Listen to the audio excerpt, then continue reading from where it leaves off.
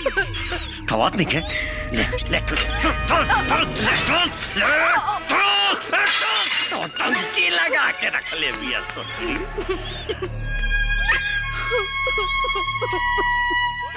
पता नहीं हमर बिटिया का खा तो ये खाना हो ऐसा खाना? अरे ऐसा खाना तो हमनी के घर के कुत्ता बिल्ली खाइल तो दूर सूंघे भी ना। बुझाइल? अब जा और हमने के लिए एक पनीर बटर मसाला, दाल मखनी, जीरा राइस और 4 रुमाली रोटी लेके जल्दी आवा। चुप, ये जंगल है। तोलन का बाप ना यहाँ पे कोनो 5 स्टार होटल ना खोल ले हुए। ये जॉन मिलल बा ना, चुपचाप से खा। ई खाना हमने के कबो ना खाई, खुदे खा लो। हाँ तो हमने तो खाइले जाई और खियावले भी जाई।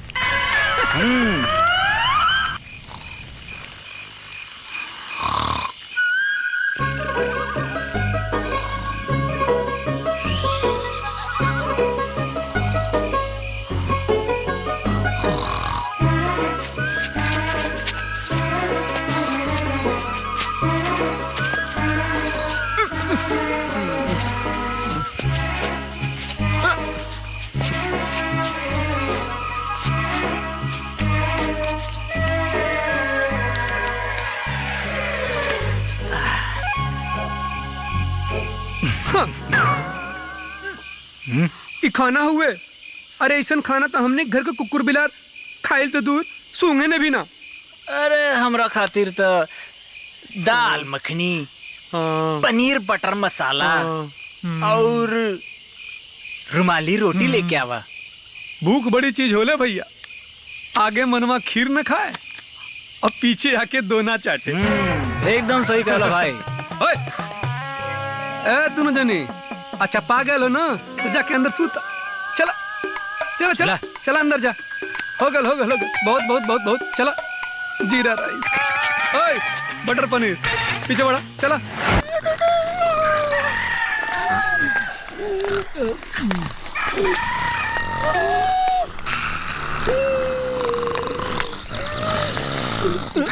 एक गटारी पानी लेके आओ तो नहीं।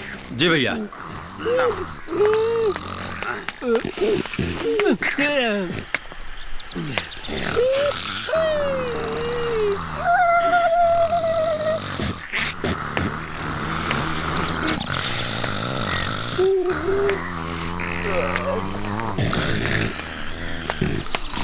घोड़ा बेच के सुतला रहे सब।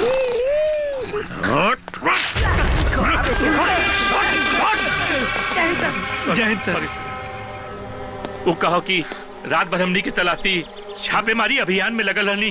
भोर में थोड़ा सा नींद लगल है से नींद उड़ल बा के तू लोग घोड़ा बेच के करना जैसे सुतल बाड़े।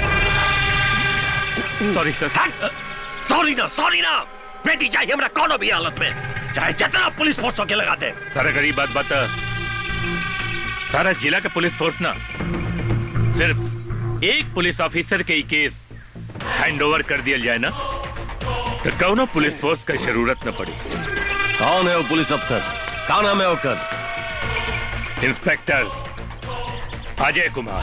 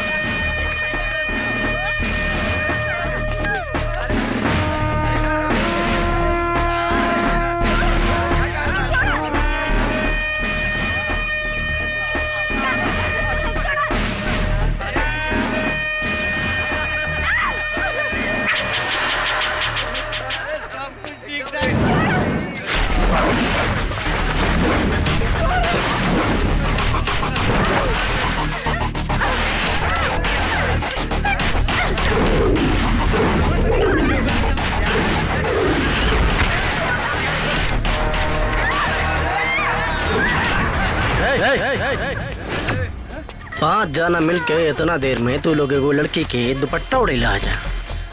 धिक्कार बा तू लोग के मर्दानगी पे यार। आवा और कुछ उतारे के बा मिल के उतार लियल जाओ। पर हमारे वो शर्त बा का नंबर पहला हमार रही। मेहनत करी हमनी अब मेवा खइबा तू के हवा तू।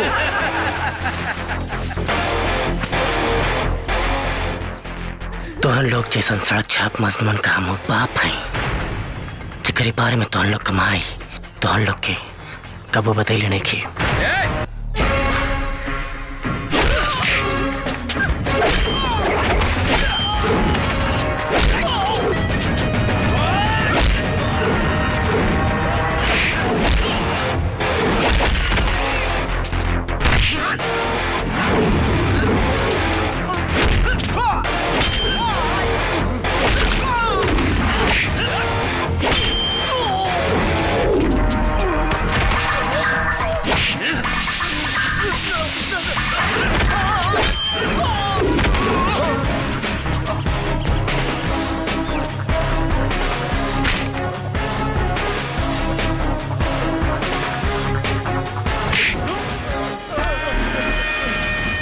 साले हमार खून के गर्मी तो दूर पेशाब का गर्मी भी बर्दाश्त करे लायक नहीं खसा।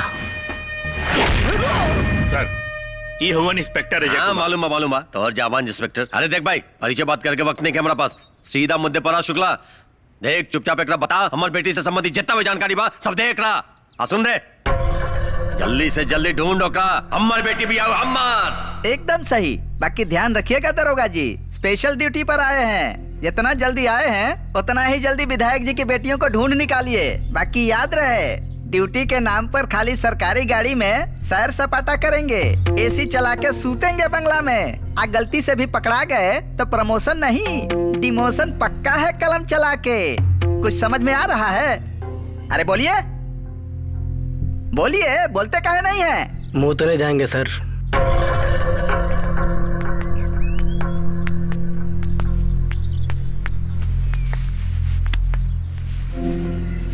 जाइए भीतर जाइए।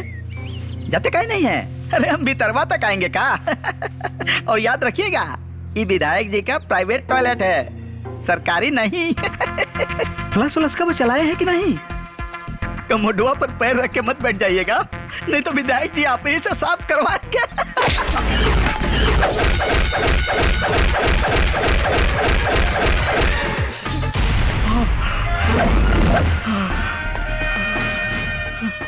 पिए साहब चाय से गरम केतली और दाल से गरम पतीली दोनों ठीक ना होला। फिल्म देखते हैं? हाँ सब बहुत देखे नहीं। किसका? अरे अमित जी के, हाय धर्मेंद्र जी के, हाय देवानंद के। बाकी साहब है घबराहट में कुछ याद ना होता। मेन फिल्म नहीं देखे ना आप? कौन सा साहब? जिसमें डायलॉग था कि जब दो बड़े लोग बात कर रहे हो तो बीच में लफंडर लोग के नाम बोला के चाहे। चलिए साहब हम सब समझ गए नहीं। अरे रह देता और नाकाबंदी कहाँ रहल तो नाकाबंदी रे निकल गए सब लेके हमारे बिटियन के। क्या कहिए अपना पुलिस फोर्स के? नाकाबंदी और नाकाबंदी के खुश हो रहल बाड़े। ए सरकार सुनी ने सरकार, टॉयलेट में एगो बात समझ में आई। ई केस खातिर इंस्पेक्टर अजय से काबिल ऑफिसर और केहू ना हो सकेला। अरे वेल डन शुक्ला साहब, वेल डन। बहुते बढ़िया बहुते बढ़िया। ठीक बा हमने के चलत बानी जा। अजय सांझ के घर पे आके हमरा से पेपर ले लिए। ओके सर। जय हिंद सर। जय हिंद।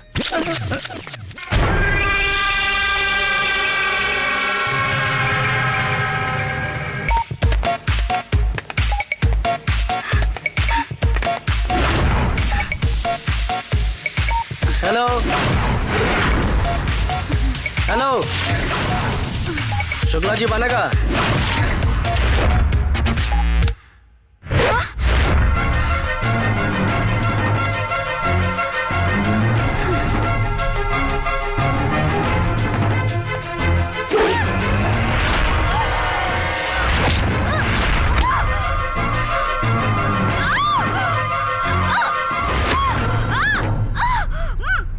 साल भर गोधने को डलू का। शुक्ला जी कहाँ बना? डैडी घर पे ना बढ़े। ना बने तो जाकर के फोन करके बोला उनसे कि इंस्पेक्टर अजय कुमार आयल बना।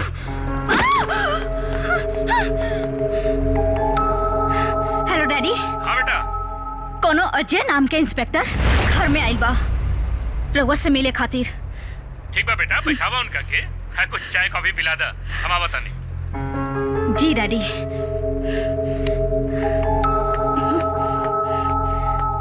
डैडी 10 मिनट में आवतानी। रउआ तबले बैठी।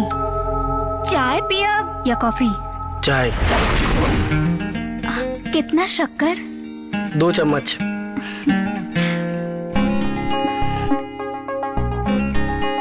मुलाकात तो एक्शन से भइल बा, बाकी आगे के बातचीत रोमांस से भरपूर होके के चाहे।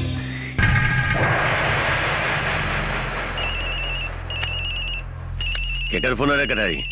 भैया नया नंबर बा। लाता तो नहीं ली।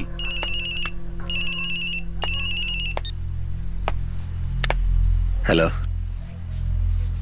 क्या बोला तारे रे? हम क्या बोलत हई? ई बात जानल जरूरी नहीं है विधायक। तोरा खातिर ई बात जानल जरूरी बा कि राउर दोनों बिटिया हमनी के कब्जा में हई। हम पागल नजर आवत नहीं तोरा। गेरो गेरो तत्तो गेरो कोई बोले कि हमरे बेटी ओकरा लगे बा, मान जाई का सबूत बा तोरा लगे? हमरा के मालूम रहे विधायक, काहे से कहते नेता है ना, तो हनी के आदत बा सबूत और गवाह के साथ खेला खेलने का। इले सबूत, बात कर अपने बाप से। हेलो बाबूजी, बाबूजी हमने की बात आनी, पिंकी हमरा साथे बिया, ले पिंकी से बात करी बाबूजी। बाबूजी प्लीज हमने के बचा ली बाबूजी। मिल गई सबूत? अरे का चाहिए तोरा? कितना पैसा चाहिए तोरा? बोल, हम दे। कितना पैसा चाहिए? हमनी के तो रुपया ना रे, तोहार कबूलनामा चाहिए। कैसन कबूलनामा? बिहार पुलिस भर्ती में भइल घोटाला के कबूलनामा। मीडिया के सामने, जनता के सामने तो के कबूल करे के पड़ी। 1 करोड़ रुपया के घोटाला में तोहार हाथ बा। अगर हम स्वीकार न करब तब? तोहारी खूबसूरत बेटियन के इतना गंदा एमएमएस बनाई और ओकरा के सोशल मीडिया पर डाल देता, रातों रात तोहारी बेटिया कोनो फिल्म के स्टार से भी ज्यादा फेमस हो जाए इंसान। और सुन, 24 घंटा के टाइम बाद तोरा लगे, समझ ले? Hello hello.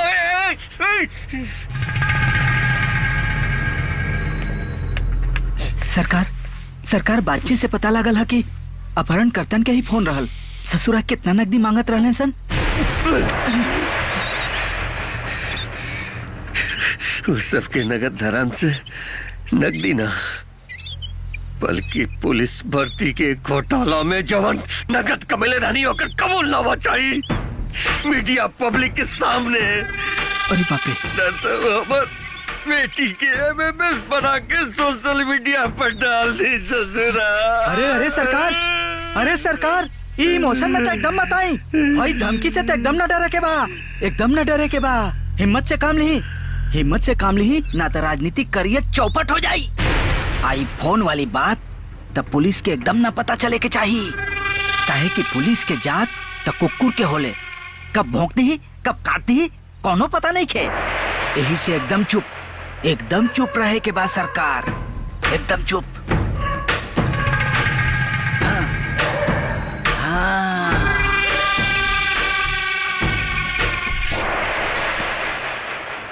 और तिवारी जी? जी सरकार। कितना साल हो गया आपको इस थाने में? सर यही कोई 4-5 साल हो गया। क्या बात है, मतलब आप सारा इन आउट, सारा प्लस माइनस सब कुछ से वाकिफ होंगे। और आपको ये भी पता होगा कि सैदपुर में कौन करता है अपहरण और फिरौती का धंधा। बता दे। पक्का। अब का बताए सरकार, जवार में जगह नदी नाला जाके समुंदर मिलेला, वैसा ही ये पूरा सैदपुर के एक समुंदर बा। नगद नारायण सरकार। वाह, तो आपके कहने का मतलब है कि नगद नारायण ने अपनी बेटियों का अपहरण करा लिया और बुला लिया हमको उसके इन्वेस्टिगेशन के लिए? ना, ये हम कहाँ कहतनी सरकार। खैर छोड़िए, आप लोगों का कहाँ तक पहुँचा है सर्च अभियान? सर अभी नदी और जंगल बाकी है, पूरा सैदपुर तो छान मारे हैं। तो नदी जंगल भी छान मारिए। हाँ? और आपके वो पार्टनर कहाँ हैं? सीपी चौबे। अच्छा हाँ, उस सरकार छुट्टी मार दी है आज। उनसे बोलिए कम छुट्टी मारे। जी जाइए। जी, जय हिंद। जय हिंद। क्रिमिनल साइकोलॉजी के चैप्टर नंबर 3 के हिसाब से अपराध का सुराग सबसे पहले भुक्तभोगी के घर से ढूंढना चाहिए।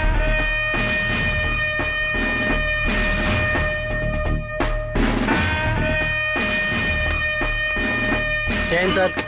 जय हिंद इंस्पेक्टर, कुछ पता होता चलल? ना सर, वही बारे में पूछताछ करे आइल हनी। अरे का पूछताछ करे आले, देखत ना है चिंता में सरकार के का हालत हो गई बा, कपारी हो गई ये है। पिए पांडे जी चाय से गरम केतली। तो सर हम रउआ से यही पूछे चाहत रहनी तू कि पूछ के चाहता रहे, तू का पूछ के चाहता रहे? हाँ? कि हमारी बेटी कितना बजे घर से बाहर निकल रहा है? हमारे मेहरारू का करत रहे जब वो बाहर गई लाली? हमारा घर के नौकर चाकर गार्ड वार्ड सब कहाँ रहले हैं? कौनो कॉल वॉल आलल कि ना कि हम का करत रहनी? तो सुन, हम घड़ी टेलीविजन पर ब्रेकिंग न्यूज देखत रहनी। हमारे मेहरारू किचन में जाकर खाना बनावत रहनी। घर के नौकर चाकर गार्ड वार्ड सब बाहर गए लालो छुट्टी पर। कौनो फोन उनको लाइन लाले, समझ में आयल बात कि और बताई डिटेल में। बड़ा स्पेशल अफसर बन के आइल बारे। सवाल जवाब हमरा से करत रहे। चल जो, आओ, जाए जाए, आओ, चलो। ए चलो दबाओ, अच्छा दबाओ। जी। बाप रे बाप। सरकार बहुते चुपचाप हुआ से गई बा और समुंदर के खामोशी आवे वाला तूफान के संकेत होला। ऐसे बहुते सावधान रहे के जरूरत बा। अरे विधायक जी की कमीनियों कहाँ हो? बाहर निकलो। इतना जंगल में ढूंढाओगी? रिंकी पिंकी तुम छुपी हो कहाँ? मैं ढूंढता यहाँ। उतार ना करते। नीचे कर। देखिए ऐसा ना करिए प्लीज, ऐसा नाटक ना। हमने के कहीं को दिखावे लायक ना रह जा। दया करी हमनी पर, प्लीज छोड़ दी हमनी के। तिवारी जी, हाँ जी, हमको तो ऐसा लग रहा है वो विधायक जी के दोनों लाइक के चरित्र ले थी। हाँ अरे उन्हन के किडनैप नहीं भइल बा। निम्मल लावंडा तक के भाग गए साथे। सही पकड़े। ज्यादा नाटक ना। उतार ना कर दे। चल नीचे कर। और सन के इंस्पेक्टर के कहा बताई तिवारी? ए जंगल में जो है खातिन भेज देले बा। कहाँ मिले? बालू सियाल लेकर भाग गया। उधर तक। कपड़ा नीचे, कपड़ा नीचे। पिंकिया तेरे मौसी के पोंछ छुपा लो। चल तक। तुम लुकाई हो कहाँ? मैं जो बता यहाँ। ए नौटंकी, कपड़ा उतार। चल।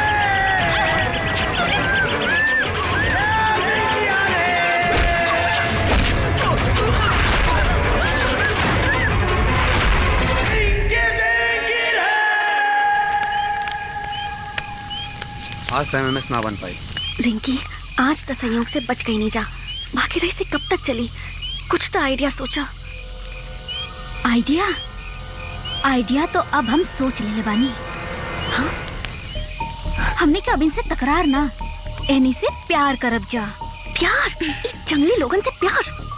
पिंकी, असली ना नकली प्यार। नकली प्यार? मतलब? हमारी एक बात समझ ला, ये दोनों के अपन हुस्न के जाल में फंसा के यहाँ से निकल लिहल जाई। ओ बतावा, अच्छा बाना idea? Wow great, you are great Rinki.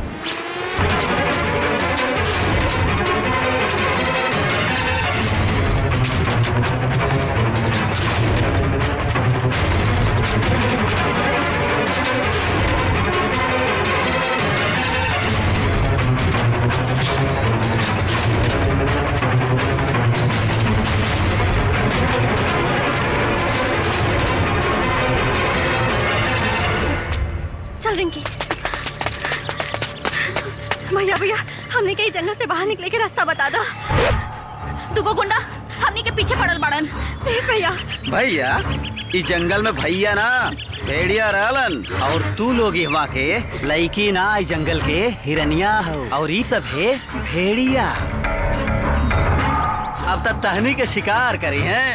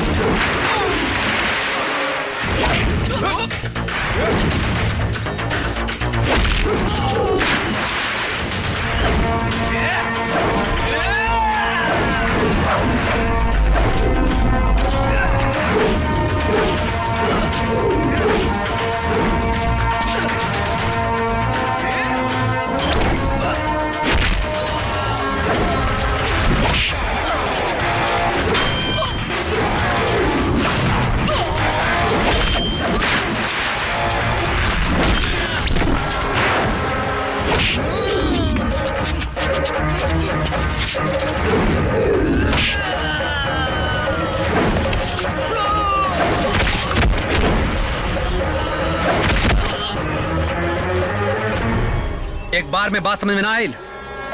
कितनी बार समझौनी कि जंगल है, जंगल में पेड़ पर चील का हुआ कबूतर तो नीचे भेड़िया घूमलन सा। अब वो अगर समझ में आगे लोग तो हमने के साथ चला। चल। और तिवारी जी? जी सरकार। चौबे कहाँ है? सर आज वो फिर छुट्टी मार दिए, बहुत थक गए थे बेचारे। क्या बताएं, बाप रे बाप। आपके आदेशानुसार हम लोगों ने पूरा जंगल छान मारा, चढ़ाओ उतार, कितना मेहनत किया, उसके बाद भी मिला क्या? चूहा और खरगोश। हम भी थक गए हैं सरकार, आज तो आने ही वाले नहीं थे। तो मतलब आपको भी छुट्टी चाहिए? हाँ सरकार। जय हिंद सर। हंसला से अगर कोनो समस्या का समाधान होगा तो ना तो जोर से हंसा।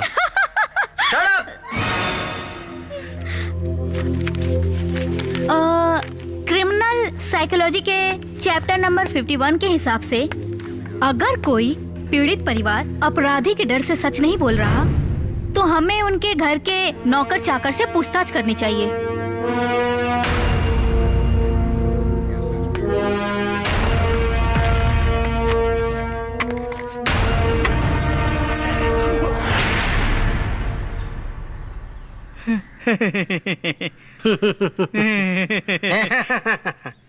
दरोगा जी, अचानक ही कानून के बंदूक लेके हमारा घर है कैसे? वो कहा है ना सुनिए पांडे जी कि हम जात रहनी इधर से, तो रास्ता में आपका घर पड़ गई, तो सोचनी आपसे मेल मुलाकात कर लिया जाए, यही बहाने थोड़ा ड्यूटी भी हो जाए, है ना? बड़ा निके नहीं। विधायक जी की बेटियन के अपहरण के बारे में क्या जानकारी बा पांडे जी? वो है सरकार जौनपुरी जनता जाना था। अच्छा सरकार।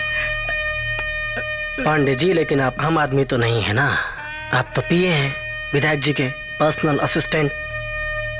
कोई विशेष जानकारी हो तो बताइए। हम सरस्वती माई के कसम खा के कहता नहीं सरकार, हमरा लगे कोनो विशेष जानकारी नहीं खे। आपके घर में टॉयलेट देसी है कि विदेशी? पता नहीं क्यों हम जब भी आते हैं हमको पेशाब लग जाता है। पेशाब? 9, 5, 1, 7, 3, 3, 14।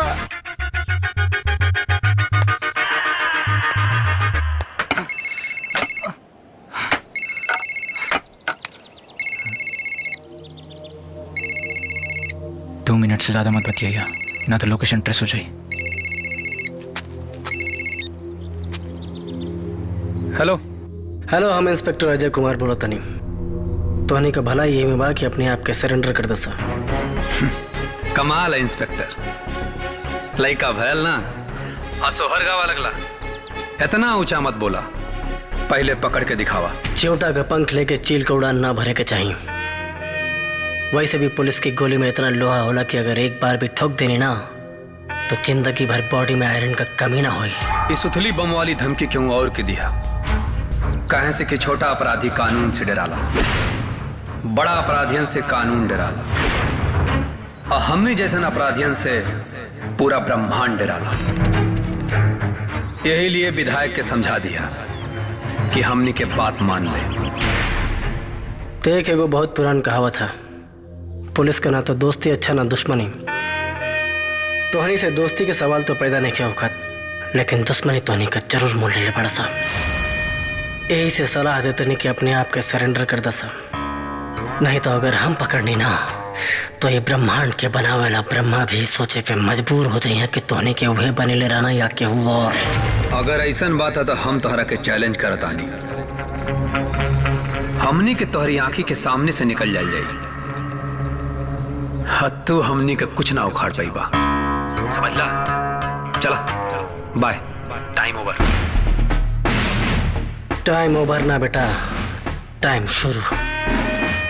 कहे कि duty time, I like crime.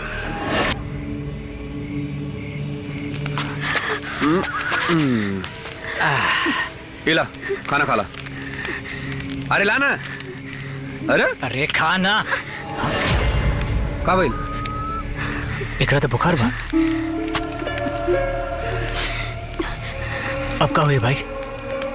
बुखार है, हम डॉक्टर के लेके आवता नहीं। नाम? सर शनि। सनी सनी देओल। का प्रॉब्लम है बाबू? 2 दिन से बुखार आवा था डॉक्टर साहब। बुखार आवत? जी डॉक्टर साहब। नींद ना आवेला का? नहीं डॉक्टर साहब। नींद में भचुआ के उठ जाला? जी डॉक्टर साहब।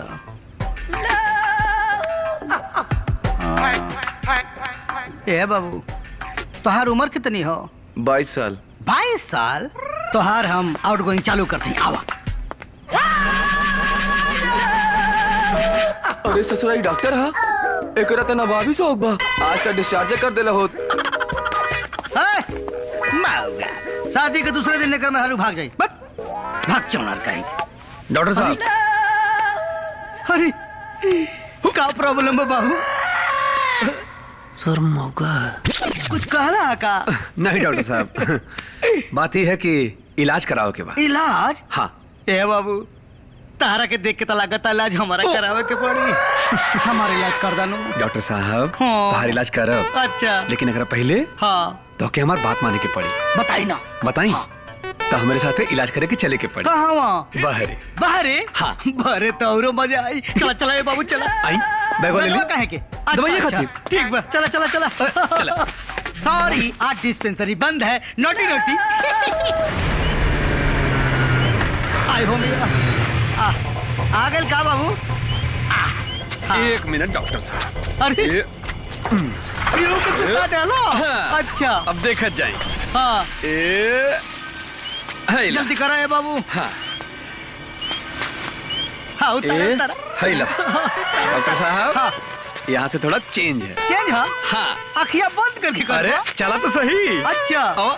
चला हाँ, हाँ। हम लोग मदद तैयार है। आवा, आवा। कहाँ वहाँ? है ला उंगली बढ़ा। अरे। उंगली अच्छा। संभल के। आवा, चढ़ान खत्म। अच्छा। उतरान चालू। ए बाबू। हाँ। खाली चढ़ाई उतराई होई कि आगे वाला खेलवो होई? अरे होई जल्दी होई। कब होई ए बाबू? बड़ा मन करता। चला ना। अच्छा आवा। यही उम्मीद में तो चला। अरे आवा। आए हो माई। उम्मीद पे दुनिया कायम है। डॉक्टर साहब। हाँ। मंजिल आ गई। मंजिल आ गई। खोल देते हैं। अच्छा। अब इलाज करी। आई ये कौन है? देखा तो सही। आई एक मिनट। तनी हाथ दा। तू दा। दौड़ल बानी का? हाँ। पानी में कूदल रहनी हो? हाँ। ता जवानी चढ़ल हो, मोटकाब चढ़ल हो न लोगन के। देखिए ना सही। देखत हई। हेलो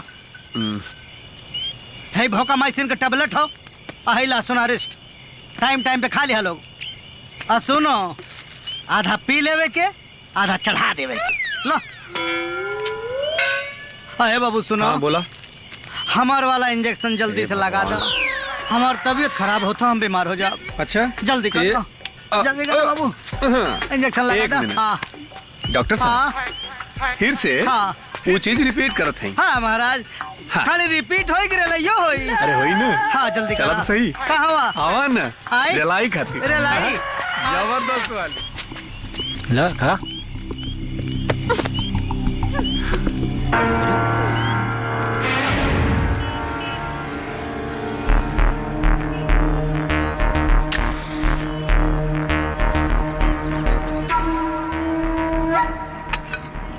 सिगरेट पीना सेहत के लिए हानिकारक होता है।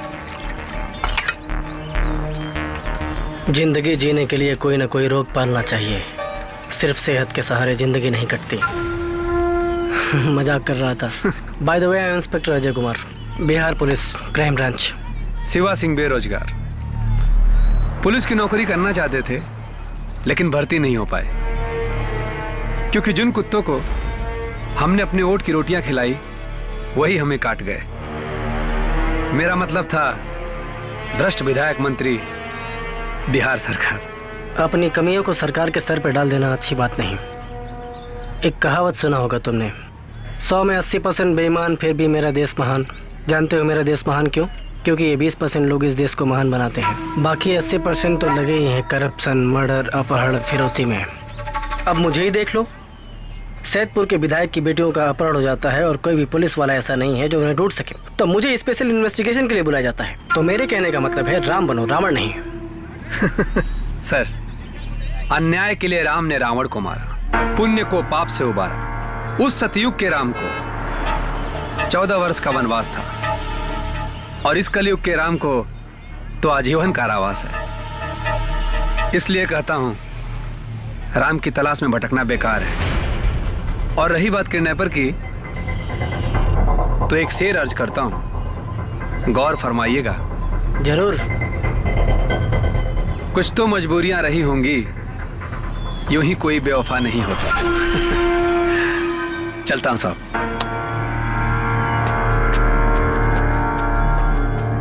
दाढ़ी बनवा लेता हूँ। आज तिवरिया फिर लगा मार दिया। हाँ सर, जब रउआ लेतानी तो वो नहीं लेगा। अरे बुर्बक, जो हम करेंगे वो भी करेगा। बाबू क्यों बड़का बा? हम ही बड़का बानी। हम साहब के बात करते नहीं। हाँ, एक जनी बाड़े बड़का नया नया स्पेशल ड्यूटी पे आयल बाड़े। हमके साहब के देवे के बा, उनके बुलावा नहीं के देवे के बा। कांटा लगल बा। तो के ना दे, और जबरदस्ती कब चल रहा है? कौन है ये? सलाम साहब। ये साहब हम हैं? यस साहब, साहब नमस्ते। नमस्ते। साहब हमके आपके कुछ देवे अरे के क्या ये? साहब हमके आपके कुछ देवे के बा। अरे साहब, हम तब से मांगा थी, हमके ना देता। दिया दी साहब। साहब सब गलत समझता मैं, तो चुप रहो। साहब हमके आपके पीछे से देवे के बा। हम ना ले समझ क्या? नहीं। पीछे से मतलब साहब ये नहीं क्या ये? साहब वो विधायक का 2 लड़की किडनैप भैल बहनी नु, तब तई है मुस्टंडा कैले बा।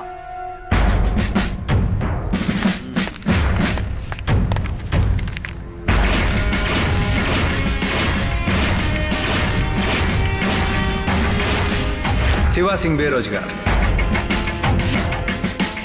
यूं ही कोई बेवफा नहीं होता। हमारा क्लिनिक में आई रहे, कहत रहे चला तो का पीछे से कर दे। हमके ले गए जंगल में 17 किलोमीटर दूर शहर से। वहाँ ले जाके 2 लड़किन का इलाज करौले सो और फिर हमारा के धक्का मार के भगा देले सो। पहुंचा सकते हो वहाँ पे? जगह तो ना देखले हई, आँख में पट्टी बदले रहल हो, बाकी जगह सूंघ ले बानी। हाँ, हमारा आँख पे पट्टी बांध दे बानू, हम सूंघत सूंघत पहुँच जाए। रिंकी, यहाँ से कैसे छूटल जाए? बहुत हो गए इन्होंने का इलाज, अब इन्होंने के बाप का इलाज करे के पड़ी। इन्हानी के बाप के इलाज इन्हानी के एमएमएस से हुई।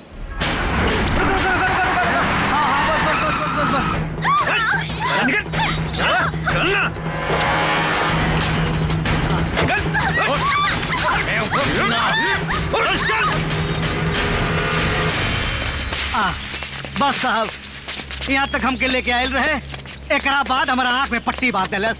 तब हमके तनी आँख में पट्टी बांधी तो हम सूंघत सूंघत पहुंचा।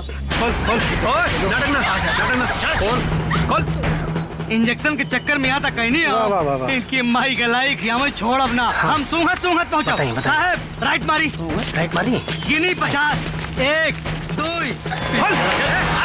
1 नंबर के फंदेबाज हुए। हाँ। 2 लड़किन का हाथ बदले हो। अच्छा। हाँ, हमके लागत तो कुछ गलत करत हो। 47 48 49 50। बस ए बाबू, आगे ढलान लौकता, हाथ पट्टी खोल दो। वो देखो, खोल खोल खोल खोल खोल।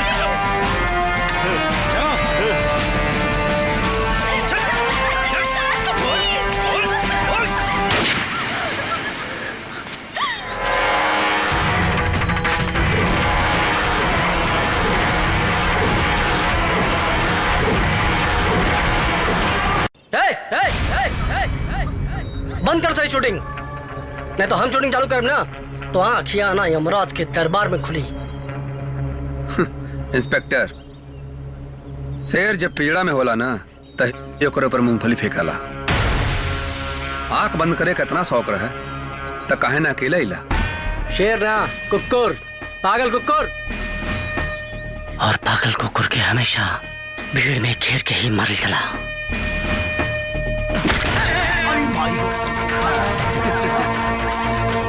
हे इंस्पेक्टर, मान लेनी जा हमने को कुकुर है, पागल कुकुर है।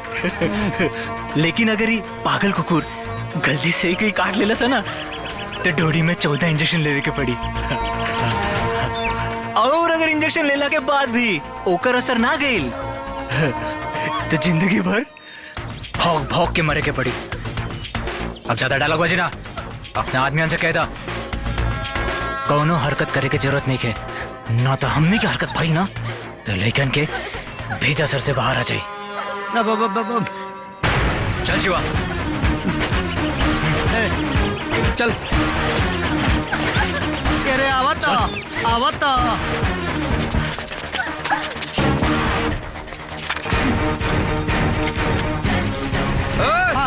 ध्यान। अच्छा ठीक बा।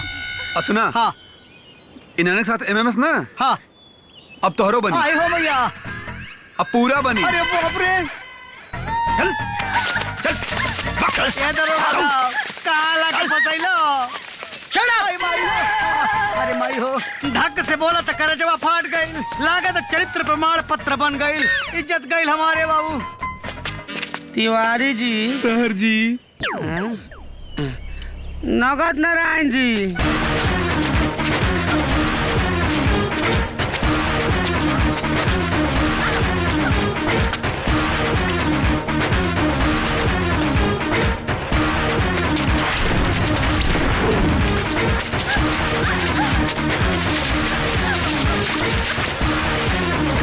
बाइक छोड़, भाग।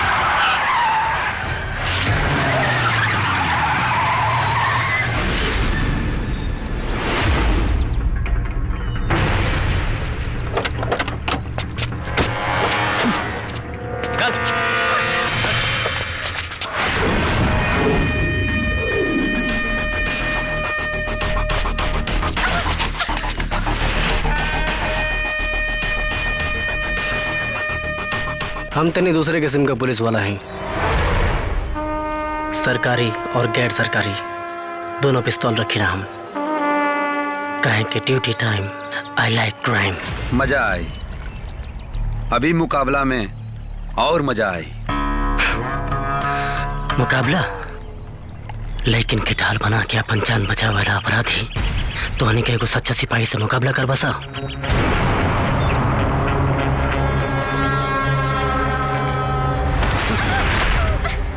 ला हट गए ढाल।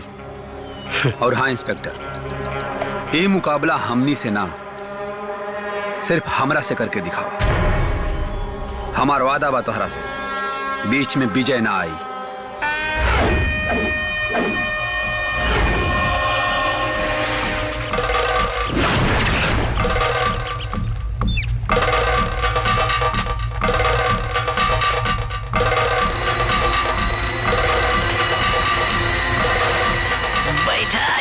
बिना टिकट के दंगल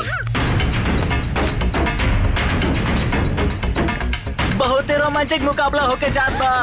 एक तरफ से घुरिया के सरकारी सांड तो दूसरी ओर से अपन शेर आगे बढ़त बा।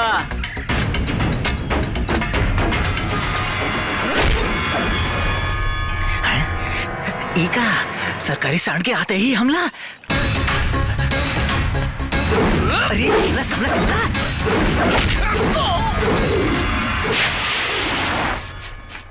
आहा, संभल गए हमार शेर। जिया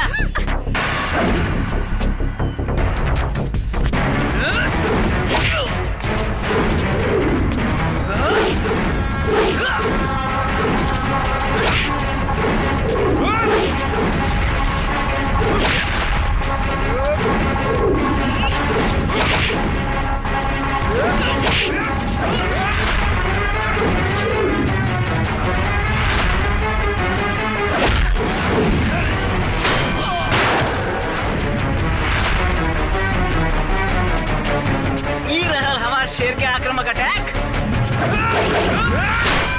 भाई देखो सांड मारस बंदर नहीं चल के और हमारे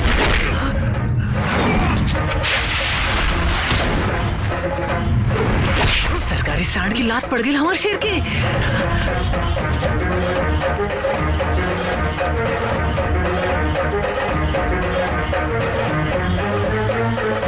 उठ शेरा उठ, दिखा दे अपन ताकत।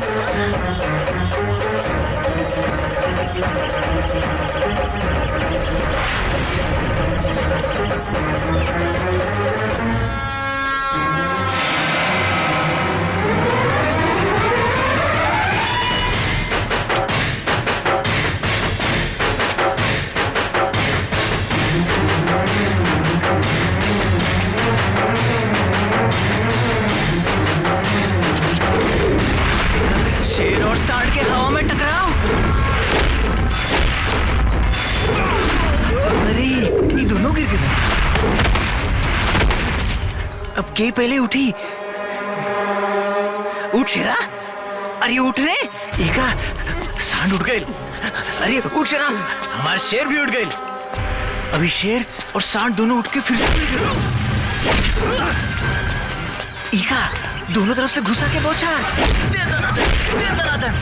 शेरा मार जिया। वाह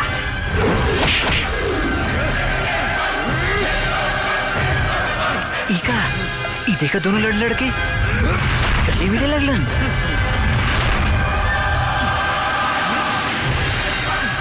छोड़ हमनी के।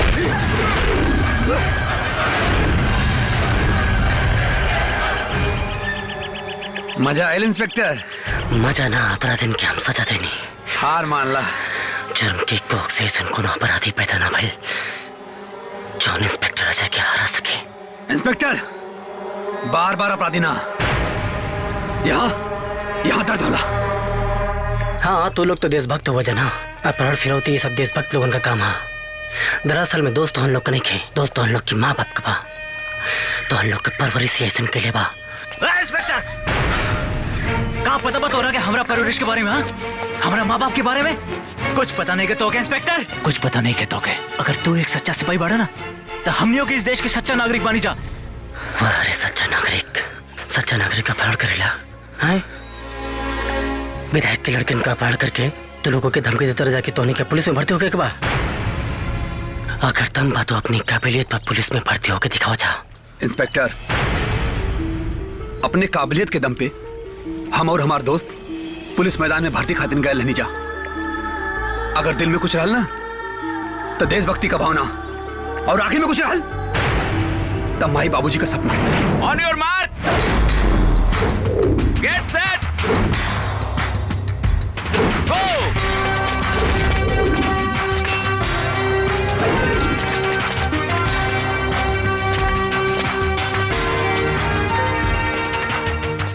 दौड़ में हमने के सबसे आगे निकल गई नीजा। फिर मैदान में नाप जोक भाई, वो में हमने पास हो गई नहीं। 90 गुड 85 इन। सूची लागत, सूची में हमने के नाम सबसे ऊपर आए, खुशी के ठिकाना ना रहे। और जब रजिस्टर पे साइन करे खातिर सेलेक्टर अधिकारी के पास गई नीजा। नेक्स्ट। हाँ और हो दरोगा जी। अरे विधायक जी के पीए साहब है। रुक बाबू अरे का बारात लगौले बड़ा मर्दवा। अरे ये सब तो होत रहेला। और रउआ बताएं कैसे कैसे? सुनी ना, नौका लिस्ट आ गइल बा। अब विधायक जी के मंत्री जी से बात हो गइल बा। अच्छा सारी भर्ती ई लिस्ट के हिसाब से होके के चाहिए। हो ठीक बा? जाए तो हम जा तनी। हाँ। तनी अब जाए के बाद रेल मंत्री से भी मिले के बा ना, देखा पेपर जेबा में लेके घूमत हई। अनु। सरकार बनल बा, कमाल है मालिक। जाए हाँ नाम बताओ। Shivam sir. Shivam ji. Out. Next. नाम? शिवा। शिवा एक minute let me check fast. Shiva out. Next. नाम? विजय कुमार आउट। चलो बेचन राम साइन करो। चलो नेक्स्ट। इका है सर। एक मिनट। योग्यता लिस्ट में तो हमनी के नाम रहा। हाँ वो सबसे ऊपर है। अच्छा हाँ योग्यता लिस्ट में तहनी दोनों के नाम सबसे ऊपर रहे ये तो बिल्कुल सही बात बा, लेकिन पैसवा वाला लिस्ट में तहनी दोनों के नाम ना रहे। यही से न कहनी हाँ कि गेट हमरा के कानून मत सिखाओ, गेट आउट।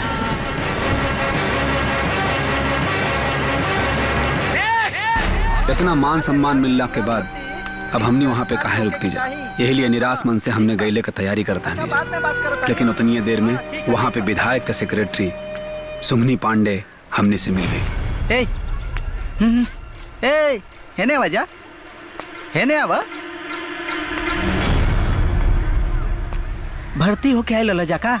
हाँ भइल होई भी ना। ये बेटा लोग पुलिस में भर्ती होकर चाहत बड़ा जानू तब 5-5 लाख रुपया लेके हमरा से मिला। 5 लाख? अरे बेटा यह रेट चला था। देखा देखा पैसा के जुगाड़ हो जाई नू तो ही हमार कार्ड बा लेके मिली जा। ठीक है चलत है। लेकिन इतना पैसा का जुगाड़ कैसे हुई? तू पैसा की चिंता मत करो, इंतजाम हो जाई। ए बेटा हम जिंदा बानी नू तब तू काहे पैसा की चिंता करत ताड़ा?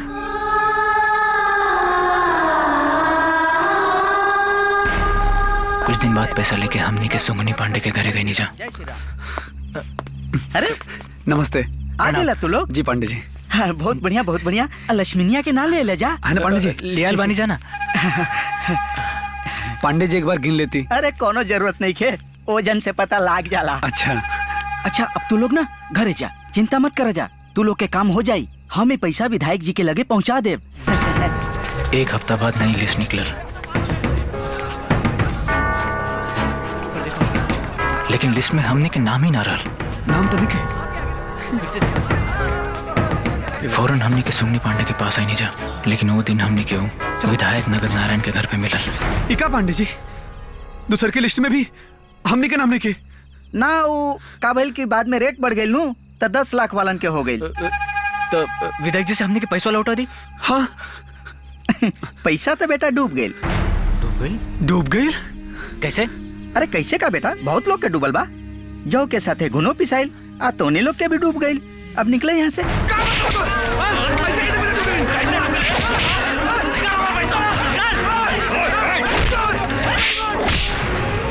क्या गुंडागर्दी है तू लोग? क्या गुंडागर्दी है क्या? कुछ उखाड़ ले बेकर। चले उखाड़े कर कुछ। कौन है बिल्डिंग के वॉचमैन है? नगद नारायण के पिया, नगद नारायण के। तो लोग के साथ बहुत है के पैसा डूबल रहे। क्या करिए हम? कितना लोगन के पैसा लौटाई हम? कितना लोगन के पैसा लौटाई हम? बहुत गुंडागर्दी करे के शौक बना बेटा। पुलिस लॉकअप में बंद करके इतना लाठी मरवाई तू लोग के ना कि तू लोग के पिछवाड़ा ना बनर्जिशन लाल हो जाए। चल निकल यहाँ से, चल निकल।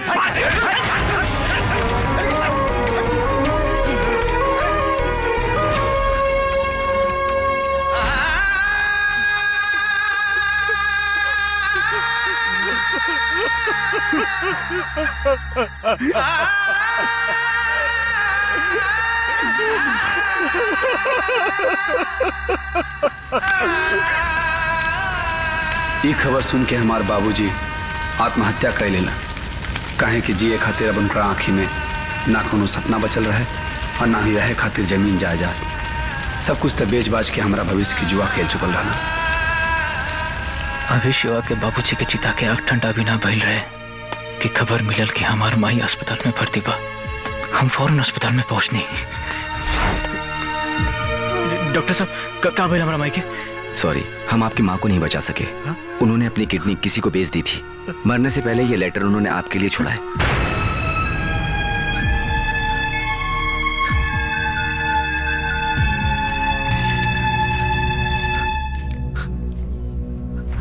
बेटा माई के हर अंग बेटा के होला।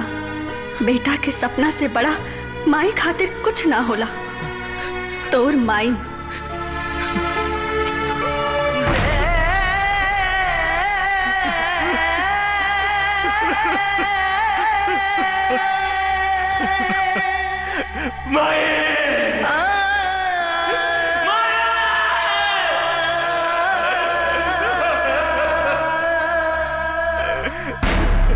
भाई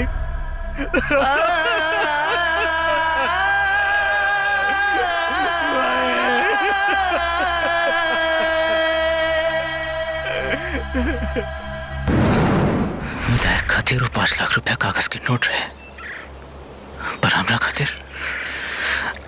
खातिर वो हमरा माई के जीवन रहे। हमार माई अपन किडनी बेच के हमरा के वो पैसा दिले रहे, अपन किडनी बेच के।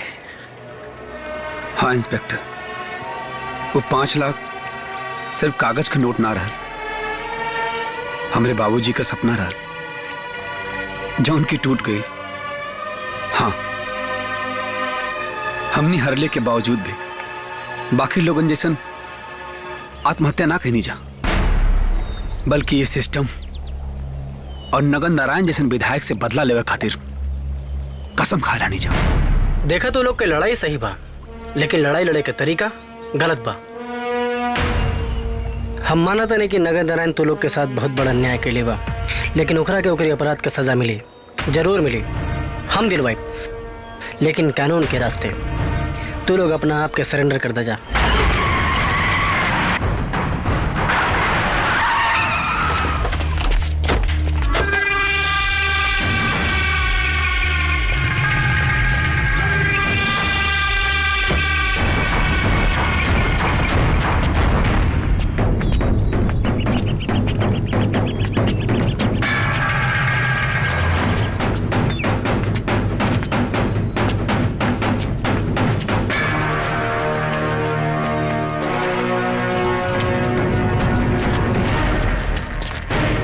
जय हिंद सर। शाबाश इंस्पेक्टर शाबाश। कहा ड्यूटी नहीं होले बाड़े तू हो?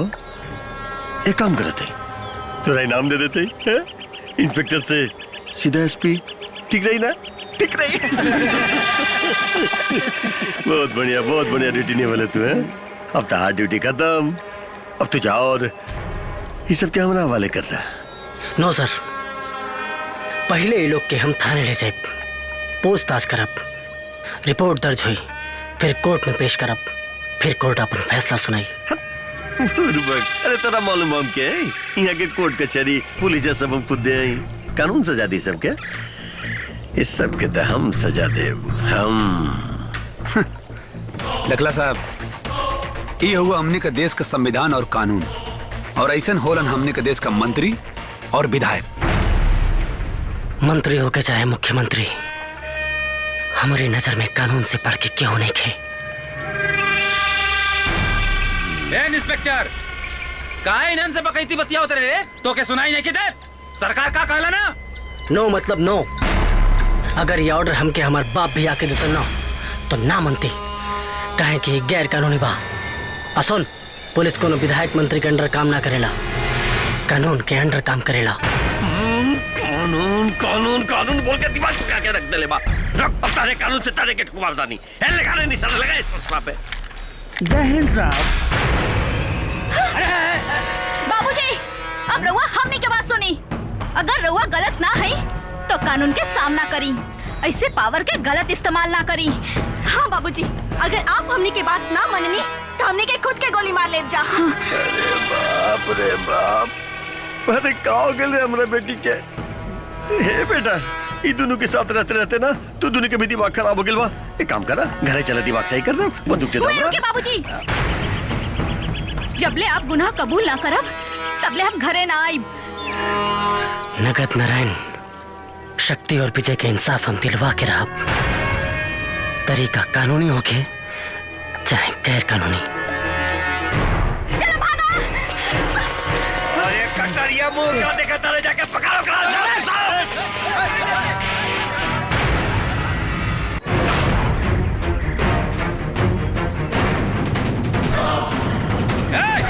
भागत कहाँ बढ़े? आज तोहनी के ना छोड़ो जाई।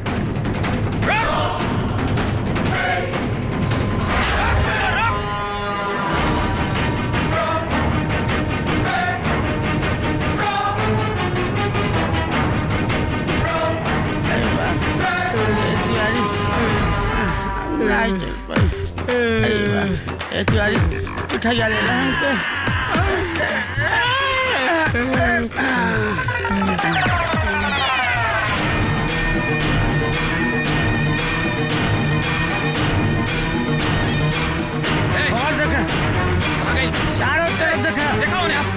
चप्पा छान मारो कर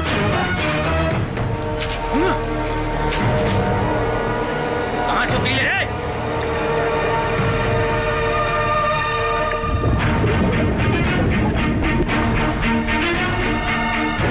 अरे कौन बिल में छुपा गई रे? निकाल बाहर। आज तोहनी के ना बच पाई बे। इला तू भी सांस ला।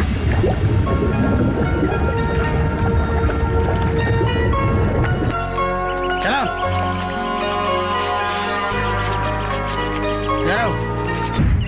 सरकार, हमरा लागता अब राव राजनीतिक पारी खत्म। अब भैल मंत्री बने के सपना भस्म। हाई भस्मासुर बनल बाड़ी, राउर ही बेटी, अपन सगा ही खून। सोची सरकार, तनी सोची, अगर मीडिया में जाके सब कुछ अनाप शनाप बक दिली तो रउआ ए साल गाँव के प्रधानी भी ना जीत पाए, विधायकी तो दूर। हमरा के मरला से कुछ ना होगी सरकार। अरे हम तो पिए हैं, पिए मतलब ही होला पालतू एनिमल। रहुआ ना था केहू और के तलवा चाट के जी खा ले। बाकी रहुआ अपन सोची, अपन का सोची सुगनी पड़े। हम सोच ले बानी, हम्मर बेटी ही है वो सब हम्मर। एक बार खाली घरे आ जाए, वो दोनों के तो समझा बुझा करके ठीक कर दे। ओकर कौनो चिंता नहीं के। और रहल बात हमरा ऊपर इल्जाम के, तो झूठा इल्जाम लगावला से हमरा कोई कोर्ट मीडिया के फालतू बकैती ना, बल्कि ठोस सबूत मांगे ले। हमरा खिलाफ केकरो पास ठोस सबूत माने, बाकी केकरो पास। तू एक काम कर, प्रेस कॉन्फ्रेंस बुला, फिर देख तो ये नगद नारायण के गंजा खोपड़ी के चमत्कार।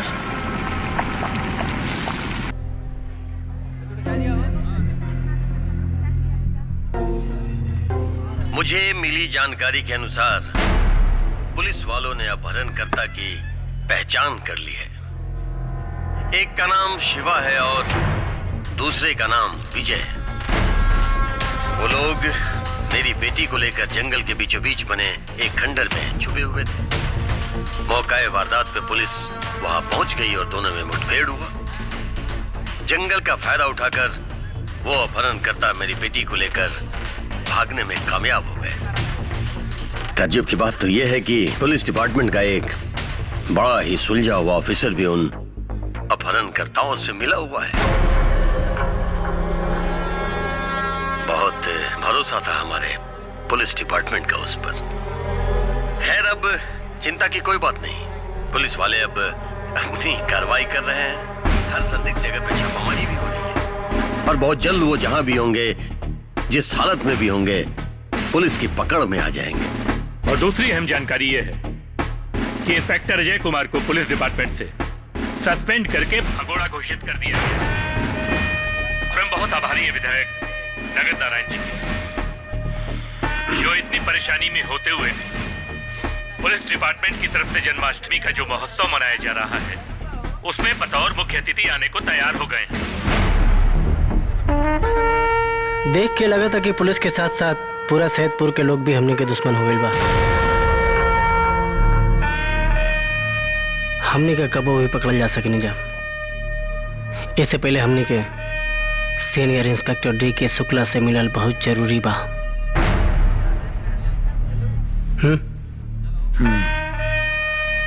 जय श्री कृष्णा। जय श्री कृष्णा। चलो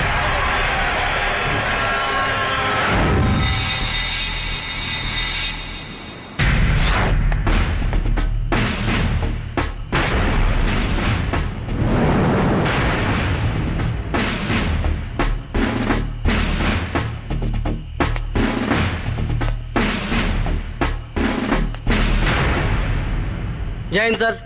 गौरवशाली शब्द तोला मुंह से शोभा नहीं खे देत। शर्म आए के चाहिए के एक पुलिस ऑफिसर होके ये अपराधियन के साथ दे रहल बड़ा है। ई कोनो अपराधी नहीं खन सर, अपराधी नगद नारायण सिंह बा। चुप रह तू, कोनो बकवास करे के जरूरत नहीं खे। चुपचाप तो ही लोगन के साथे सरेंडर कर दा, काहे कि तोके सस्पेंड करके भगोड़ा घोषित कर दिया गई बा। सर हमके ये बात से कोनो फर्क नहीं पड़त कि पुलिस डिपार्टमेंट हमके भगोड़ा साबित कर दिले बा, लेकिन हमके ये बात से फर्क जरूर पड़ी अगर हम आपके सच्चाई ना बतौनी था। और ये बात बतावे खातिर हम कृष्ण जन्माष्टमी महोत्सव में आए नहीं जा, लेकिन वहाँ आपसे मुलाकात ना हो पाई। एक बेर हमारी बात सुन ली, दूध का दूध और पानी का पानी हो जाए। पानी तो तू हमरे भरोसा पर फेर देले बड़ा। बड़े विश्वास के साथ ये केस खातिर हम तोरा के बाहर से बुले ले रही, और तू पुलिस डिपार्टमेंट का नाक कटवा देले बड़ा। मीडिया और जनता पुलिस के गाली दे रहल बा। आपका गुस्सा लाजमी बा सर, लेकिन एक बार हमारी बात सुन लें। बस अब एक घड़ी हम तोहार कौनो बात ना सुनब। चुपचाप सरेंडर कर दा। सर सच्चाई सुन लें आप। नहीं तो 3 बोले से पहले हम तोला के गोली मार दे। सर सच्चाई सुन लें आप। 1 सर सच्चाई सुन लें आप। 2 सॉरी बाबूजी। क्रिमिनल साइकोलॉजी के चैप्टर नंबर 2 के हिसाब से वादी और प्रतिवादी दोनों को बराबर मौका मिलना चाहिए बोलने का। चली बोली अपन पक्ष। अब बाबूजी सुने खातिर पूरा तैयार हवन। काहे बाबूजी? सर ये दोनों को ना अपराधी ना हुआ सर, ये भी पुलिस में भर्ती होकर चाहते रहना सर, दौड़ में सबसे आगे रहना सर, फिर भी इन्हीं के छाट झेल गए।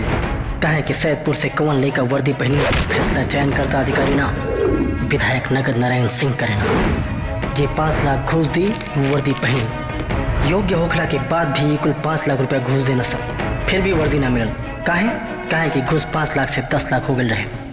जब पैसा मांगे वापस गई सा तो नगद नारायण सिंह होकर पिए कुत्तन की तरह मार के इनके भगा देलस।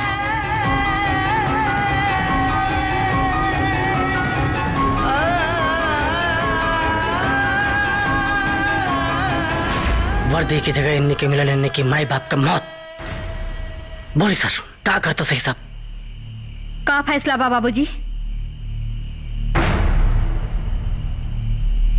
ठीक बा, ये खेल जैसन चल रहल बा चले दा।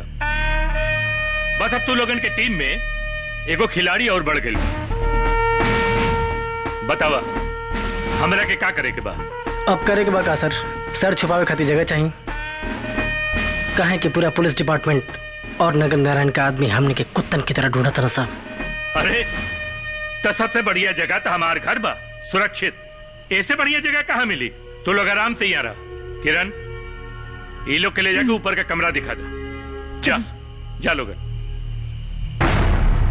अब विधायक नगद नारायण के जेल के सलाखन के पीछे पहुंचा के हम रिटायर होगा। ये रहल आप लोगन के कमरा।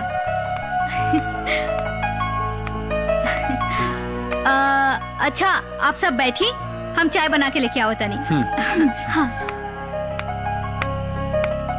देखिए चाय में चीनी कपुए में रहे, बाहर ना जाए।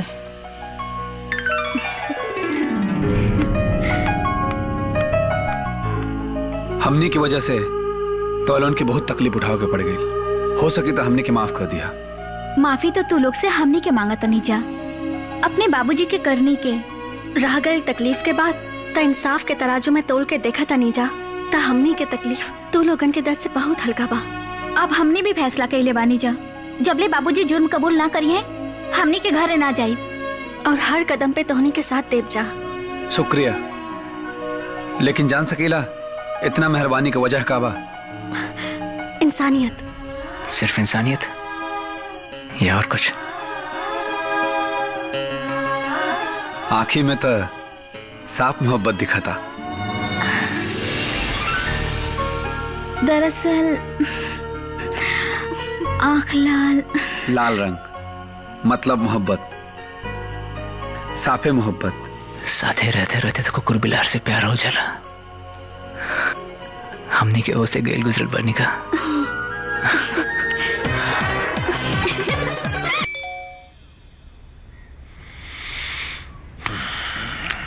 भैया जी मैसेज।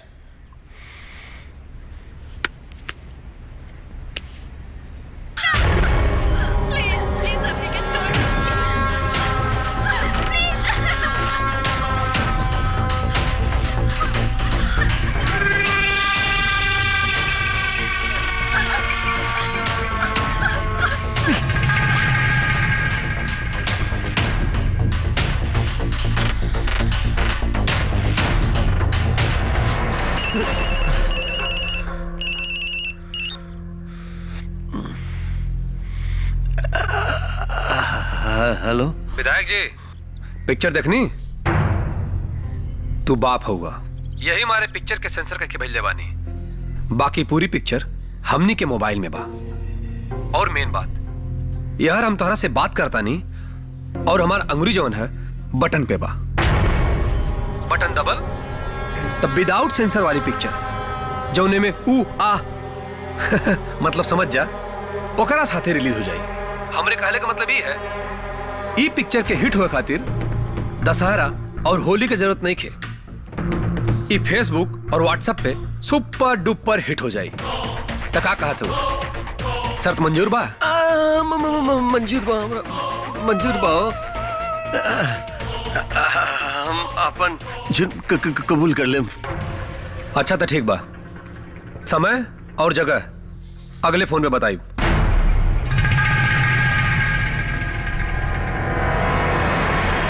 कहा कहलन बाबूजी? का कही है, मान गई ना।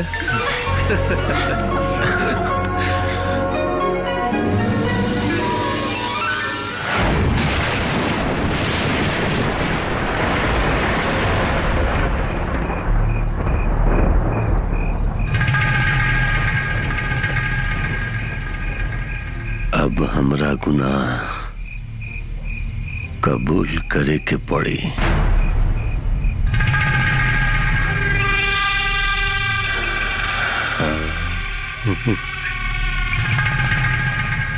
अरे किरण बिटिया, चाय लिया आवा जल्दी। जी डैडी।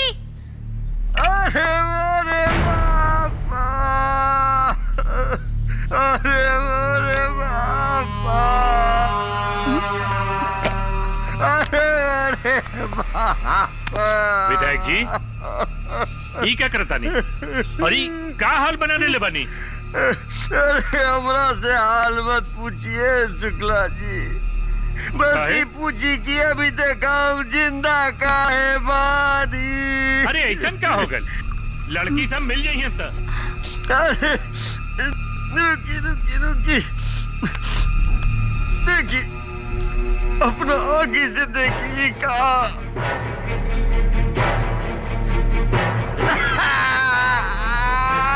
कैसे जी कौन रे बापा अपने बेटी के असली लेबे मस देख के।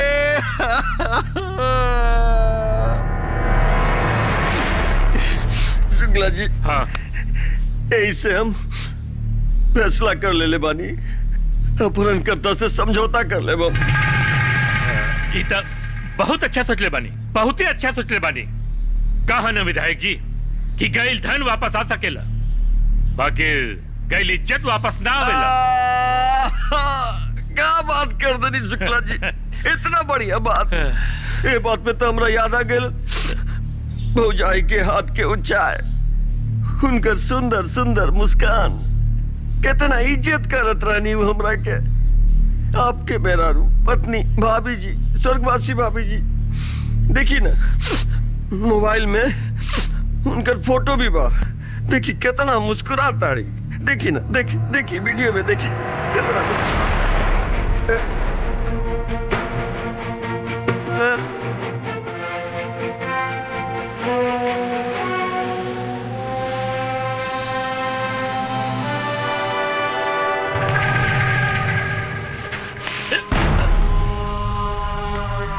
जब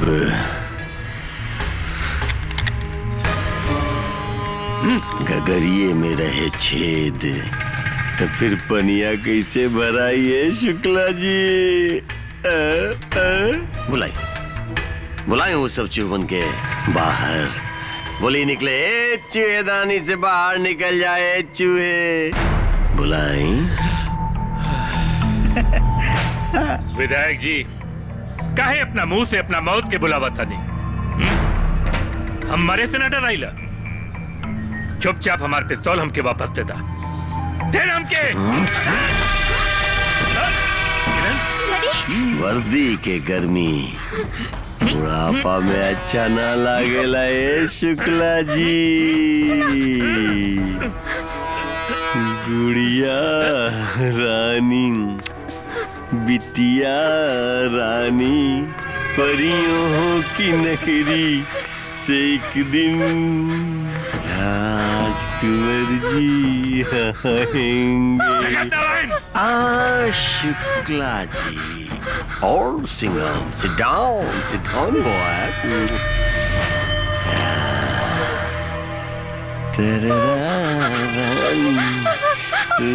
विनायक जी सुनी ना, बहुत कलम चलाओनी, एक बार है बंदूक के हमरा के दी ना प्लीज सरकार, प्लीज दी ना। दे दी ओकरे मौका दे देती शुक्ला जी। आजा baby baby baby baby baby baby baby ले होशियारी से मरिए। टारगेट टारगेट निशाना झुके के न जाए। एक से लगाओ निशाना। अरे पागल कौन काम करने के तू? सरकार लगातार चश्मा के नंबर बढ़ गए। चल एक बार और। रुकी रुकी सरकार, अब निशाना लगी।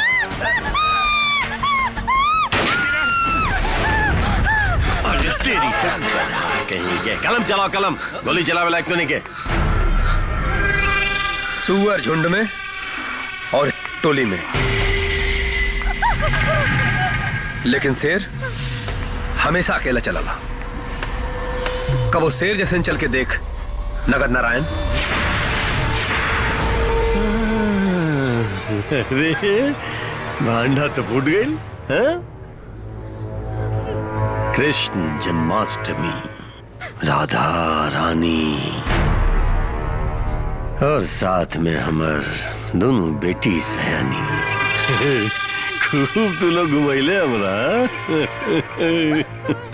नगद नारायण, कानून के अपना हाथ में मतलब केहू के ढाल बना के कुछ देर तक कानून के मजबूर कही जा सकेला, लेकिन उसे जीतल ना जा सकेला। अपन गुनाह कबूल कर ला, कबूल कर ला अपन गुनाह। Smart boy, bank bank. अरे सरकार ये का कहनी जोश में कानून के रखवाला के ही मार देनी। अरे FIR दर्ज हो जाएगी। बैल बुद्धि विंध्याचल। अरे इतने बुद्धि रही तेरा तो हमारा जगह पे तू खड़ा रहते हैं। सुन, FIR बनी लेकिन FIR का होई देख। दूगो कानून से भागल मुजरिम, एगो कानून के रखवाला, ये तीनों मिल के आयल रहे शुक्ला के पास आपन बात मनवावे जोर जबरदस्ती से। ओकरा बाद भी शुक्ला न मानल तो बड़ा बेरहमी से ही लोग शुक्ला के कत्ल कर देलस। देख देख इतफाकन वही समय पे हमनी भी आ गई नहीं। ये तीनों मिलके हमनी के साथ भी जबरदस्ती कैलस, लेकिन इस ससुरा सब हमनियों के भी ना छोड़लस, हमनियों से उलझ गए। और ये उलझन में हमर सबसे खास आदमी कटारी ओकरा के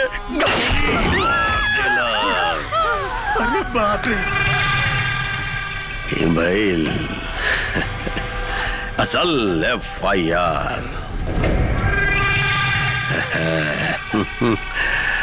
भइल FIR समझ ले बाबू, तू लोग से भी हिसाब किताब करब। हाँ चल हिसाब का भी ले चलते नहीं अपना अड्डा पे, कुछ हिसाब किताब कइल जाए।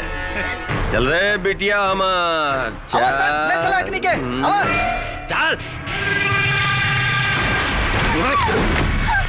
ले संभाल इस सबके।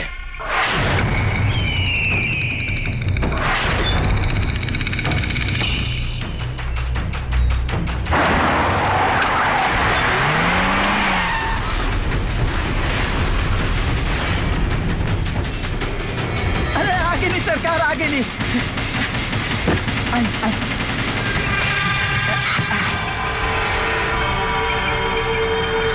प्रणाम सरकार।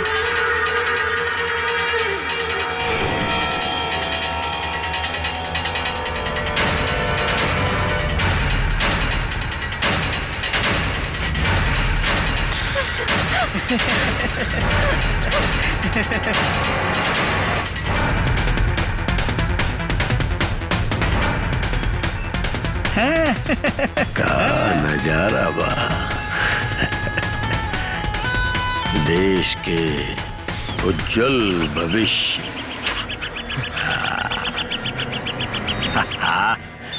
भूतपूर्व इंस्पेक्टर अजय कुमार।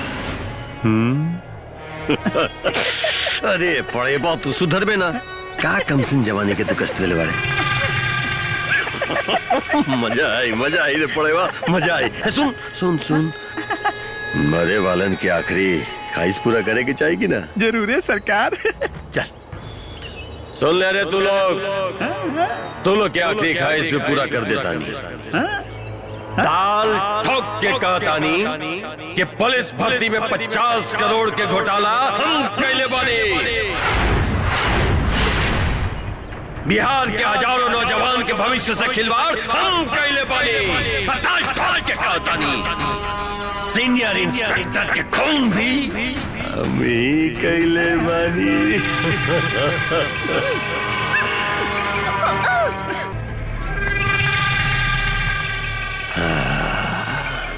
देश के उज्जवल भविष्य मजा आयल? अरे इस सब के तो मारे के बढ़ले बा लेकिन आसान मौत ना प्यार से धीरे धीरे तड़पा तड़पा के मारी सबके तब तक हम जाकर के मीडिया में ही सबके मौत के खबर देख के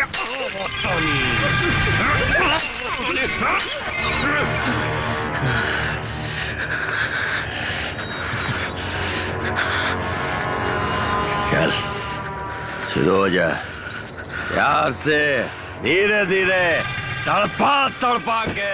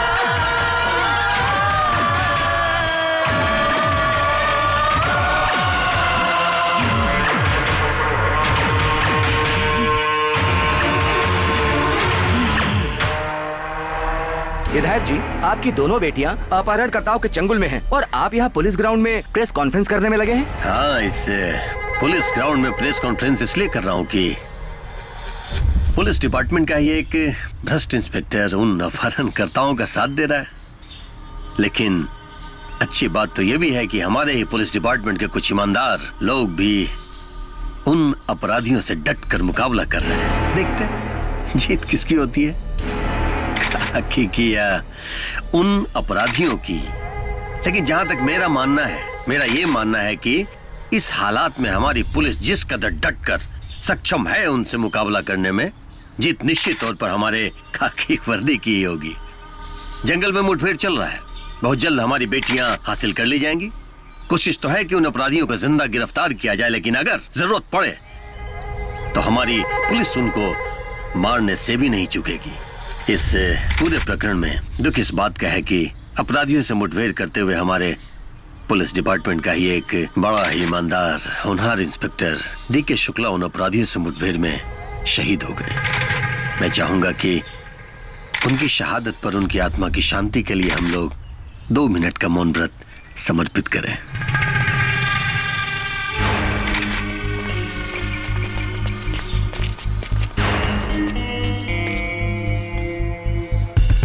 नगद नारायण, नगद नारायण, नगद नारायण,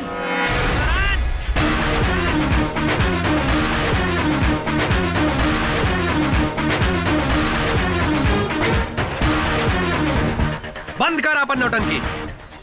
अब तोरे पास 2 मिनट का भी टाइम ना बा। काहे से की तो हमेशा खातिर शांत होके वाला बाड़े। नगद नारायण, तोरा नाटक से पर्दा उठ चुकल बा। तोरा चेहरा से झूठी देशभक्ति के, झूठी ईमानदारी के मेकअप उतर चुकल बा। जनता तोर भयानक चेहरा देख चुकल बा। ये है सैदपुर से सबसे बड़ी खबर। बिहार पुलिस भर्ती में घोटाले की बात को विधायक नगद नारायण सिंह ने कबूल किया। ये पुलिस भर्ती में 50 करोड़ के घोटाला हम कैले बानी। बिहार के हजारों नौजवान के भविष्य से खिलवाड़ हम कैले बानी। ठोक के कहतानी, सीनियर इंस्पेक्टर के खून भी हम ही कैले बानी।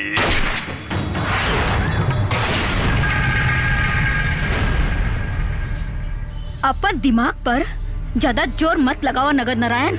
अब हम बताओ तानी कि ई कैसे भइल।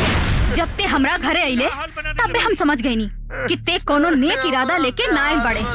यही से चाय लेके आवे से पहले हम अपना पास एक छोटा सा वीडियो कैमरा सेट करके रख ले रहनी, जौना में हमरा घर से लेके तोहर ठिकाना तक पूरा वारदात रिकॉर्ड हो गई। अब का सोचा ताड़े कि हमनी के वहां से छुटनी कैसे?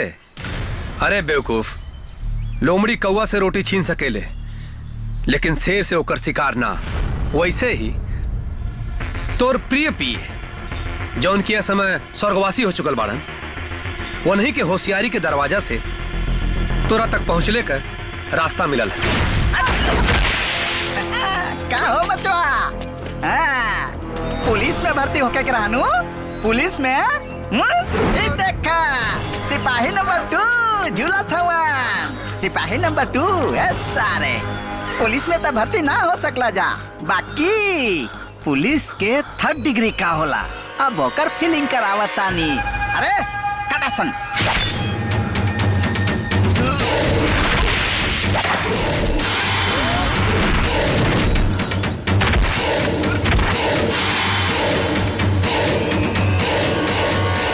का रे, तो राम नाम सच हो गेल का? उठ उठ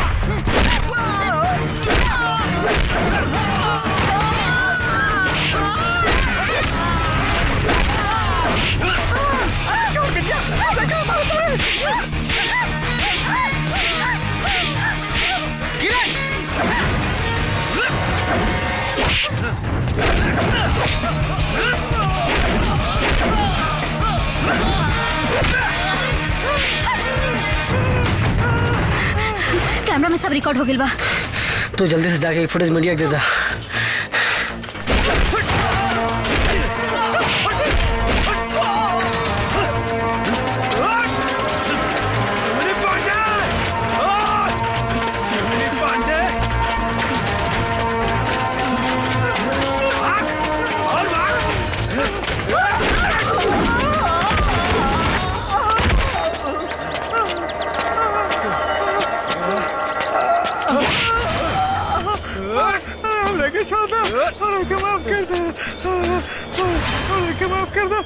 मैं करो कैसे नहीं के वो सब विधायक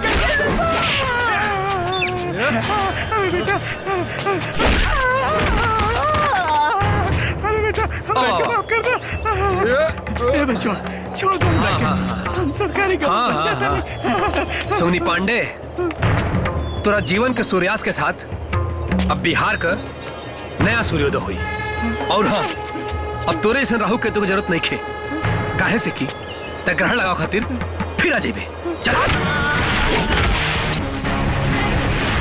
इतना बड़का प्लानिंग, कितना बड़का प्लानिंग तू लोग कैले रे? समझिए न पैनी, लेकिन इससे होई का? हाँ? का होई? चल बंद कर कैमरा। बंद कर। सुन, अधिक से अधिक होई 1 महीना के जेल के बाद फिर बेल के बाद जनता के सामने वीडियो रिकॉर्डिंग को ही फॉरेंसिक जांच पे करब घोटाला के बाद अदालत से बाइज्जत भरी, ओकरा बाद चुनाव लड़ने के बाद भारी मत से जीतब, और जीतला के बाद विधायक से सीधा बना मुख्यमंत्री। जितना बड़का अपराधी उतना ही बड़का पोस्ट। ये है यहाँ के राजनीति। यही से तब मौका ही ना देवे के बा। लोगन के नौकरी से सस्पेंड करे वाला आज खुद दुनिया से सस्पेंड हुई है। कहे क्या चाहते रे? तू एक विधायक के धमकी देता रे? विधायक के हैं? गोली मार में तू हमरा, ठोक में तू हमरा, चल ठोक। ला खेला हथौड़ा से पूछा था कि तू हमरा के ठोकबे? खरबूजा चूरा से पूछा था ते हमरा के कटबे? लकड़ी आग से पूछा था हमरा के जरीबे? अरे तू लोग मुंह का देखा तारे, ठोक दे ससुरा सबके ठोक।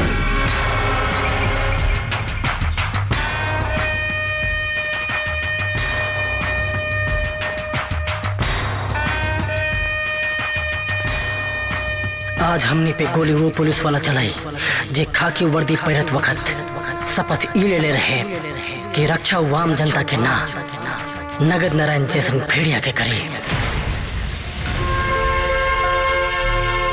आज गोली हमने पे वो चलाई जे वर्दी पहनत वक्त ही शपथ ले हुई कि वो निष्ठा भाव से संविधान के पालन ना बल्कि एगो भ्रष्ट नेता के आज्ञा का पालन करी।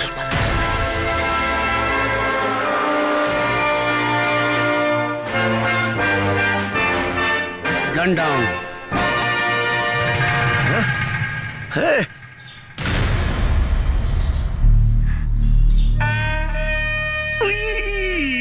तेरी की कुत्ता आखिर कुत्ते होला वक्त पे अपन रंग दिखाइए देला। देख अपन रंग दिखा। ठीक काले विधायक जी, हम कुत्ता हैं, बाकी कुत्ता अपन रंग बदल दिया। लेकिन एक बात आपके नहीं मालूम बा कि कुत्ता बहुत वफादार होला। तो हमनी के अपना डिपार्टमेंट के साथ कैसे गद्दारी कर सकता निशान विधायक जी?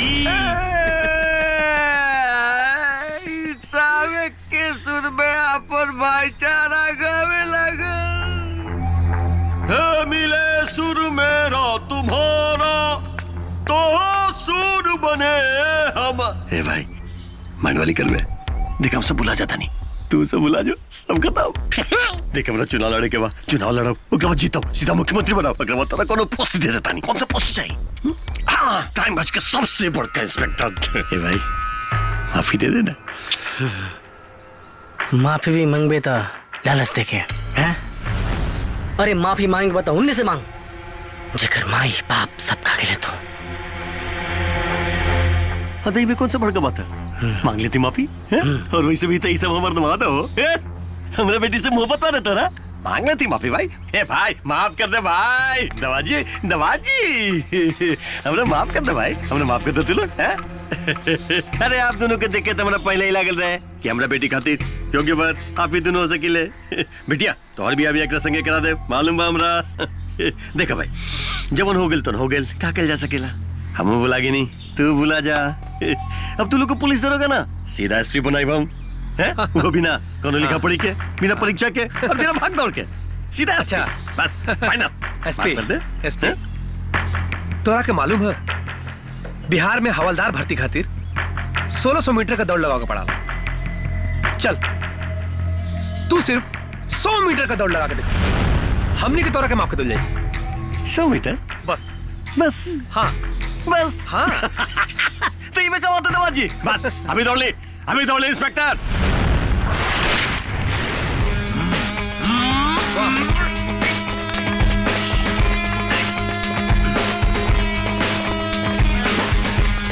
Running running running. बाप रे बाप, इनफ यार इनफ। अरे बाप रे बाप, बहुत फिर बाप रे बाप दौड़ना पुलिस की नौकरी ना। अच्छा ये दमाद जी बोली बोली। एगो काम कीजिएगा। हाँ हाँ बताइए। एक ठो काम। हाँ बोली। हमारा दिमाग में आ रहा है का कि देखिए पुलिस का जॉब तो हमसे हो सकता नहीं है, क्या है कि हाँ, दौड़ना हाँ, बड़ा मुश्किल है हमको। पॉलिटिक्स से हम सोच रहे हैं कि छुट्टी ले लें। प्रॉमिस सीधा जाकर के धुनी रमाएंगे, हम हिमालय पर्वत पे चले जाएंगे। हरे राम हरे कृष्णा कृष्णा कृष्णा हरे हरे। पक्का बोलते हैं, प्रॉमिस। चलते हैं हिमालय पे, आप मुझसे भुला जाइए। मजा आया। चलिए चलिए चलिए। अच्छा हुआ कि सब। ससुर जी हाँ इधर इधर। अब दामाद बन ही गए हैं तो थोड़ी खातिरदारी की जाए। अरे बाप रे बाप, क्या हुआ? अरे क्या हुआ ससुर जी, क्या हुआ? क्या कर रहे हैं आप लोग? अरे खातिरदारी कर रहे हैं ना हम लोग। एक बात हमको समझ में आया कि हमारे दोनों दामाद जो है ना एकदम बाहुबली है, एकदम बाहुबली। इजाजत दीजिए हमको। इधर इधर।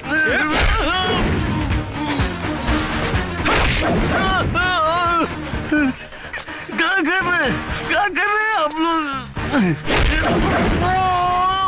क्या हुआ ससुर जी? अरे बोलिए। अरे बाप रे, हाँ ये तो खून निकाल दिया है जी आप लोगों ने हमारा। हाँ खून निकाल दिया। ससुर जी ये खून नहीं है, ये बेईमानी वाला रस है। तो काहे गिरा रहे हैं जमीन पर आप लोग? अरे जमीन पर भैया लड़के बच्चे लोग पुलिस में भर्ती खातिर दौड़ता है, आप दोनों में तो दौड़े थे ना। महाराज तो इन्हें पवित्र जमीन है, काहे अपवित्र कर रहे हैं बताइए हमारा खून निकाल के। अपवित्र ना, मुक्त हो तोरा भ्रष्टाचार से, मुक्त हुई तोरा अत्याचार से।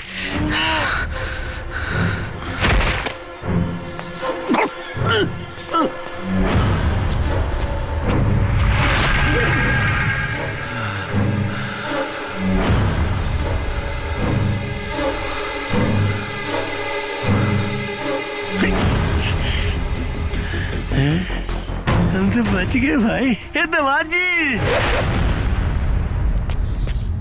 अरे एम्बुलेंस को बुलाइए महाराज, देखिए तुम बच गए, हम तो बच गए भाई। देखिए अब बताइए आप लोग, दो गोली लगने के बाद कौन आदमी बचता है क्या? हम बच गए।